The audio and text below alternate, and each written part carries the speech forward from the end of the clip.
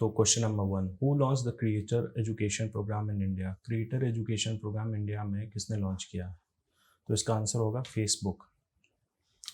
Facebook ने एक creator education programme India में लॉन्च किया है। तो आइए जानते हैं ये क्रिएटर एजुकेशन प्रोग्राम क्या है। ये बेसिकली एक ऐसा प्रोग्राम, ये प्लेटफॉर्म प्रोवाइड करता है फेसबुक, जो कंटेंट क्रिएटर को एक अपॉर्चुनिटी देता है सीखने का, पैसा कमाने का, फेसबुक या फिर ऑनलाइन किसी भी पोर्टल पे, और अपने अपने चैनल खोल रहे हैं, अर्निंग का एक प्रोसेस बना रहे हैं। तो उसमें आपको ये प्रोसेस दिखाया जाएगा, सिखाया जाएगा, इसमें एक मास्टर क्लास होगी। 2019 में इंस्टाग्राम ने भी एक ऐसा फीचर लॉन्च किया था, बॉर्न ऑन इंस्टाग्राम के नाम से। तो ये एक बेसिकली फ्री क्लासरूम है, मास्टर क्लासरूम है, और ये बहुत स्ट्रिक्ट होते हैं। इस पे आपको क्लास अगर अटेंड कर रहे हैं तो ये बहुत रेगुलरिटी खोजते हैं।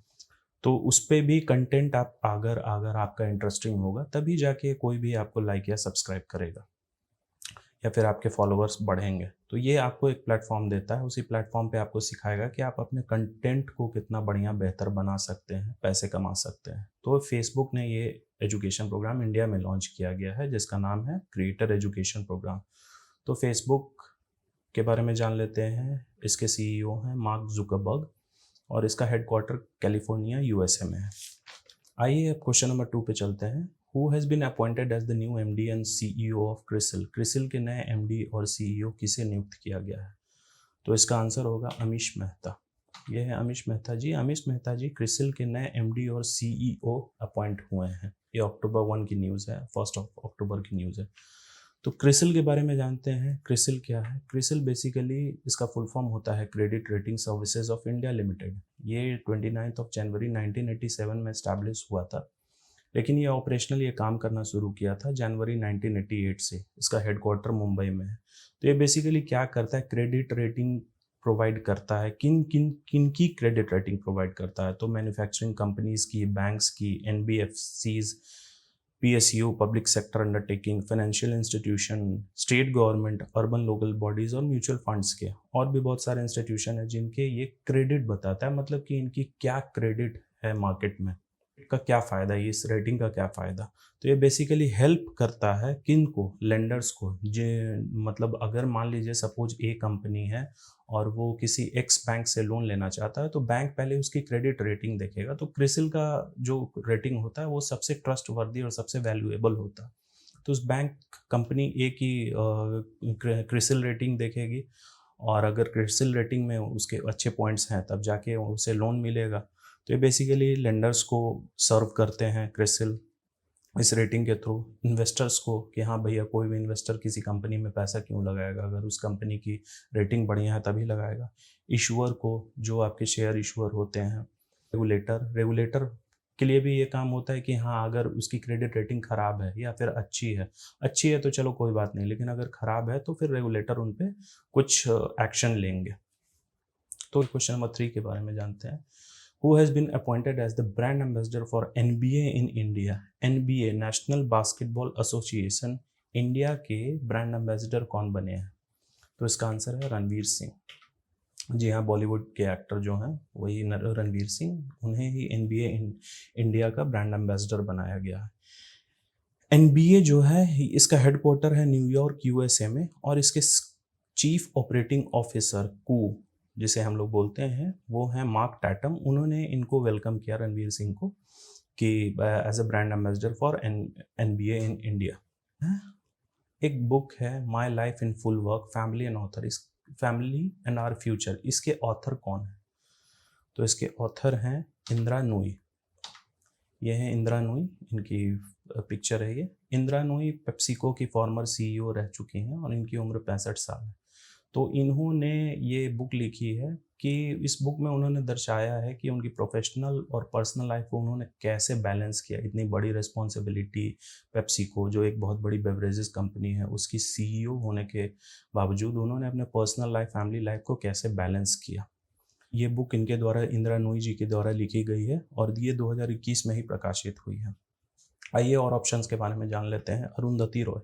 अरुंधति रॉय ने 2020 में एक बुक लिखी है आज़ादी, और अरुंधति रॉय को बुकर प्राइज़ 1997 में मिल चुका है उनकी एक book the God of small things के लिए। अमर्त्य सेन ने 2021 में एक बुक लिखा है होम इन द वर्ल्ड्स, और एन के सिंह द्वारा एक बुक लिखी गई है जिसका नाम है पावर ऑफ पोर्ट्रेट्स, ये इन्होंने 2020 में लिखा था। आइए नेक्स्ट क्वेश्चन पे चलते हैं। Who became the first Indian to receive the global achievers award? ये पहले इंडियन है जिन्होंने ग्लोबल अचीवर्स अवार्ड 2021 का जीता, तो इसका आंसर होगा दीपिका पादुकोण। दीपिका पादुकोण ने ये best actress in Bollywood by an international platform, ये global achievers award basically across the globe जितने भी परफॉर्मर्स हैं, जितने भी एक्टर एक्ट्रेस हैं, उनमें से चुना जाता है, और दीपिका पादुकोण को ये फॉर बेस्ट एक्ट्रेस मिला, कोई स्पेसिफिक मूवी के लिए नहीं, बस बॉलीवुड में वो बेस्ट एक्ट्रेस है अचीवर्स अवार्ड में। तो इनके साथ और भी पर्सनालिटीज़ थे जैसे Barack Obama, Jeff Bezos, Amazon के जो सीईओ हैं, क्रिस्टियानो रोनाल्डो, इनको कौन नहीं जानता, और बहुत सारे थे। आइए नेक्स्ट क्वेश्चन पे चलते हैं। नमामि गंगे प्रोजेक्ट जो है प्रोग्राम, उसके लिए हाल ही में एक मैस्कॉट चुना गया है। मैस्कॉट मतलब शुभंकर। इसका आंसर होगा, ये इंटरेस्टिंग है, इसका आंसर होगा चाचा चौधरी। तो यूनियन जल शक्ति मिनिस्टर जो हैं प्रहलाद सिंह पटेल जी, उन्होंने चाचा चौधरी को एज अ मैस्कॉट चुना है नमामि गंगे प्रोजेक्ट के लिए। तो आइए नमामि गंगे प्रोजेक्ट के बारे में जान लेते हैं। ये 2014 में यूनियन गवर्नमेंट द्वारा शुरू किया गया था, बेसिकली गंगा को क्लीन करने के लिए, और इसके कुछ पिलर्स हैं जैसे कि sewerage treatment infrastructure, river front development, मतलब घाट जो होता है नदी के किनारे, गंगा रिवर के किनारे जहाँ जहाँ गंगा नदी बहती है वहाँ पे घाट का डेवलपमेंट, रिवर सरफेस क्लीनिंग, पानी के गंगा नदी की सतह की सफाई, बायोडाइवर्सिटी मतलब डॉल्फिन और भी एक्वेटिक एनिमल्स जो हैं जो गंगा नदी में पाए जाते हैं उनकी देखभाल, अफॉरेस्टेशन, पेड़ लगाना, public awareness seminar, workshop, Ganga नदी के किनारे ही वर्कशॉप हमेशा ऑर्गेनाइज करवाना, आप इंडस्ट्रियल अफ्लुएंट मॉनिटरिंग, इंडस्ट्री जो होते हैं उनके वेस्ट जो निकलते हैं वो गंगा नदी में प्रभावित ना किया जाए, तो इस पे भी मॉनिटरिंग किया जाता है इस नमामि गंगे प्रोजेक्ट के तहत। आइए नेक्स्ट क्वेश्चन देखते हैं।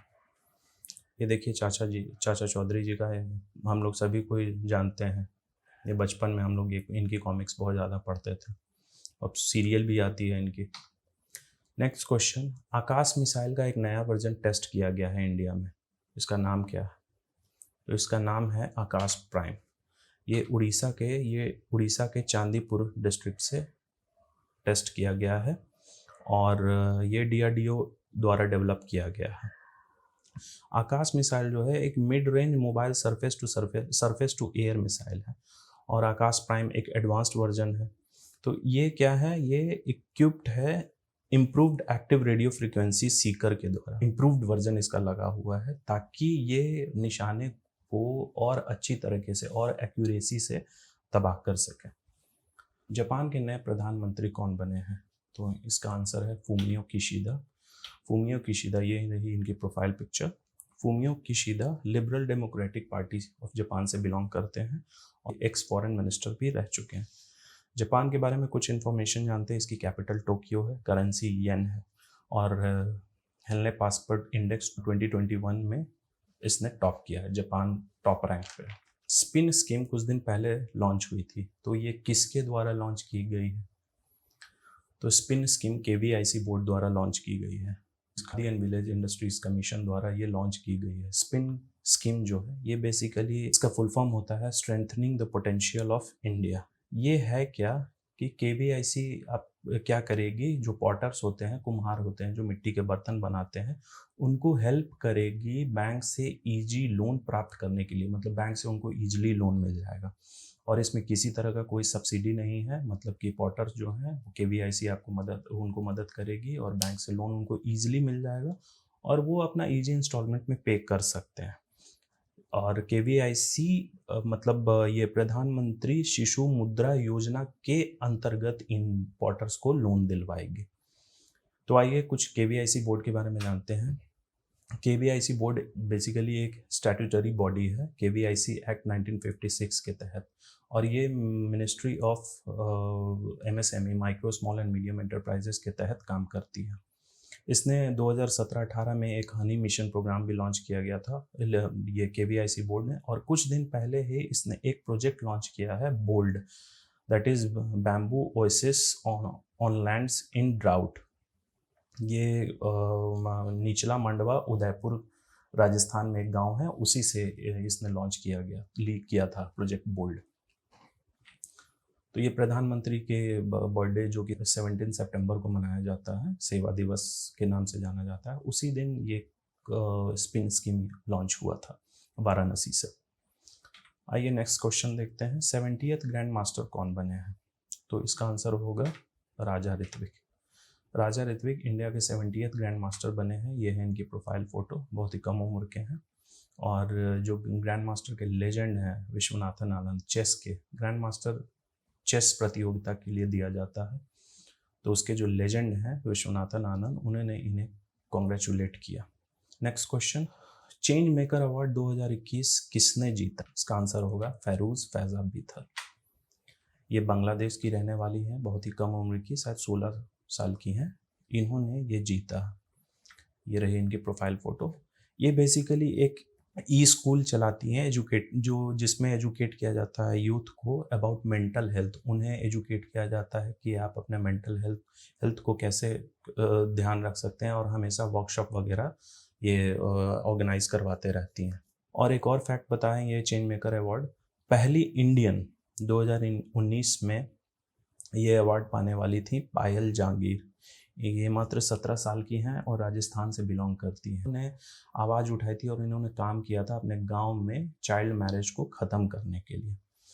तो पायल जहांगीर को ये अवार्ड ये पहली इंडियन थी पायल जहांगीर जिन्हें ये अवार्ड मिला है। और 2021 का जो चेंज मेकर अवार्ड है ये फैरूज फैजा बिथर, जो बांग्लादेश की रहने वाली है।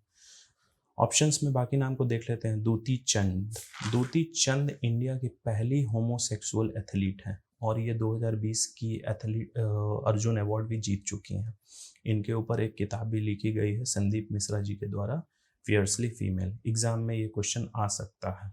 नरेंद्र मोदी और इमैनुअल मैक्रोन, इन्हें 2019 में ग्लोबल गोलकीपर अवार्ड से सम्मानित किया गया था। जो ये नेक्स्ट क्वेश्चन की तरफ देखते हैं। ऐसे संयुक्त राष्ट्र के सतत विकास लक्ष्यों के अधिवक्ता किस भारतीय को बनाया गया है? तो यूएन का सस्टेनेबल डेवलपमेंट गोल्स एडवोकेट किन्हें बनाया गया है? इसका आंसर होगा कैलाश सत्यार्थी। कैलाश सत्यार्थी जो हैं 2014 में इंडिया से बिलोंग करते हैं। 2014 में इन्हें नोबेल पीस प्राइज़ मिला था और इन्हें यूएन के जो सेक्रेटरी हैं एंटोनियो गुटेरेस, उन्होंने सस्टेनेबल डेवलपमेंट गोल्स का एडवोकेट बनाया है इन्हें। तो कौन से सस्टेनेबल डेवलपमेंट गोल? टोटल तो 16 है। 16 में से SDG 16 जिसका नाम है for piece justice and strong institution, इसके लिए इनको कैलाश सत्यार्थी जी को एडवोकेट बनाया गया है। कैलाश सत्यार्थी जी की प्रोफाइल फोटो। आइए नेक्स्ट क्वेश्चन पे चलते हैं। कौन सी नदी है जो एशिया की सबसे साफ नदी है, सबसे क्लियर, पूरे एशिया की सबसे क्लियर नदी है? ये है उमंगोट रिवर। ये देखिए फोटो, ये एक्चुअली उमंगोट रिवर की ही पिक्चर है। इसे एक और नाम दावकी नदी के नाम से भी जाना जाता है और ये मेघालय में बहती है और ये एशिया की सबसे साफ पानी वाली नदी है। वड़ा कोलम राइस एक प्रोडक्ट है जिसे हाल ही में GI टैग मिला है। ये किस स्टेट का है? तो इसका आंसर होगा महाराष्ट्र। महाराष्ट्र के पालघर डिस्ट्रिक्ट में ये उगाया जाता है और इसे हाल ही के दिनों में GI टैग मिला है। GI टैग मतलब ज्योग्राफिकल इंडिकेशन है। और हाल ही के दिनों में एक और प्रोडक्ट महाराष्ट्र का ही है जिसे GI टैग मिला है, दैट इज वाइट अनियन, सफ़ेद प्याज। उस प्रोडक्ट को भी GI टैग मिला। Next question, IFC international finance corporation, उन्होंने अभी अपॉइंट किया है एक न्यू कंट्री हेड इंडिया के लिए। IFC इंडिया के न्यू कंट्री हेड को अपॉइंट किया गया है, उनका नाम क्या है? तो उनका नाम है वेंडी वार्नर। ये रही इनकी प्रोफाइल फ़ोटो। ये US की रहने वाली है और IFC इंडिया जिसका हेडक्वार्टर दिल्ली में है। तो IFC के बारे में जानते हैं। IFC बेसिकली ये वर्ल्ड बैंक ग्रुप का पार्ट है। तो वर्ल्ड बैंक में टोटल 5 ग्रुप्स हैं। कौन कौन है? IBRD international bank of reconstruction and development, IDA international development association, IFC international finance corporation, मीगा multilateral investment guarantee agency और ICSID international centre for settlement of investment disputes. तो world bank के total 5 body हैं, 5 groups हैं और उस IFC उसी का part है। IFC बेसिकली एक ग्लोबल डेवलपमेंट इंस्टीट्यूशन पे फोकस करता है जो बेसिकली प्राइवेट सेक्टर पे डेवलपिंग कंट्रीज में, और ये इसके टोटल 184 कंट्रीज मेंबर हैं। इसका हेडक्वार्टर वाशिंगटन DC में है, MD मख्तार डियोप है और ये 1956 में फाउंड किया गया था। तो आइए डिस्कस करते हैं अक्टूबर के फर्स्ट वीक के कुछ इम्पॉर्टेंट डेज। 2 अक्टूबर को हम लोग सभी कोई जानते हैं गांधी जयंती मनाया जाता है, गांधी जी के बर्थ एनिवर्सरी पे। तो 2021 में ये 152nd बर्थ एनिवर्सरी था और इस दिन international day of non violence भी मनाया जाता है गांधी जी के बर्थ एनिवर्सरी के अवसर पे। और इस दिन हमारे भूतपूर्व प्रधानमंत्री श्री लाल बहादुर शास्त्री जी का भी बर्थ एनिवर्सरी मनाया जाता है। 3 अक्टूबर को वर्ल्ड नेचर डे, 4 अक्टूबर को वर्ल्ड एनिमल वेलफेयर डे और वर्ल्ड हैबिटेट डे मनाया जाता है। वर्ल्ड हैबिटेट डे ये 4 अक्टूबर को नहीं मनाया जाता, ये basically first Monday of October को मनाया जाता है। तो 2021 में इस साल ये 4 अक्टूबर को पड़ा था। 5 अक्टूबर को वर्ल्ड टीचर्स डे मनाया जाता है। नेशनल टीचर्स डे 5 सितंबर को मनाया जाता है। और एक और इम्पॉर्टेंट डे 5 अक्टूबर को मनाया जाता है गंगा रिवर डॉल्फिन डे।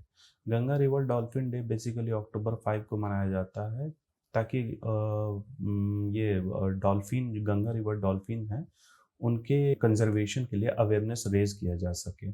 2010 में ये गंगा डॉल्फिन्स जो है ये नेशनल एक्वेटिक एनिमल्स डिक्लेयर किए गए थे और 2012 में world wide fund for nature और उत्तर प्रदेश सरकार ने जॉइंटली एक डॉल्फिन कंजर्वेशन कैंपेन कंट्री में चलाया था। तो डॉल्फिन के लिए आप देख रहे हैं गंगा डॉल्फिन्स के लिए इनिशिएटिव लिया जा रहा है और इनका पहला रिसर्च सेंटर, इंडिया का पहला research centre for Ganga river dolphins Patna में खोला जा रहा है। और अक्टूबर 2 to 8 national wildlife week मनाया जाता है और इस साल ये इसका 67th एडिशन था और इस साल की थीम थी forest and livelihood sustaining people and plants. तो आइए, ये थे हमारे important days, important current affairs इस वीक के, अक्टूबर के फर्स्ट वीक का। ये रहा आज का सवाल। एक्चुअली 2 सवाल है, इन दोनों का आंसर आपको कमेंट बॉक्स में देना है, इनकी डिटेल्स देनी है। तो क्वेश्चन नंबर ये है, ग्लोबल इनोवेशन इंडेक्स 2021 में भारत की रैंक क्या है, और साथ में आपको बताना है कि टॉप पे कौन सा देश है। और क्वेश्चन नंबर बी है, अगला कॉमनवेल्थ गेम्स 2022 में जो होना है उसमें इंडिया अपने किस स्पोर्ट्स टीम को, कौन सी टीम को शामिल नहीं करेगी? आर्चरी, तीरंदाजी, हॉकी, बॉक्सिंग या फिर वेट लिफ्टिंग। आपको ये भी बताना है कि अगला कॉमनवेल्थ गेम्स 2022 में कहाँ होगा, किस देश में होगा। आप अपने आंसर्स कमेंट बॉक्स में दीजिए डिटेल्स के साथ। तो कृपया हमारे चैनल के साथ जुड़े रहिए, लाइक, सब्सक्राइब और बेल आइकन दबाना ना भूलें। Thank you.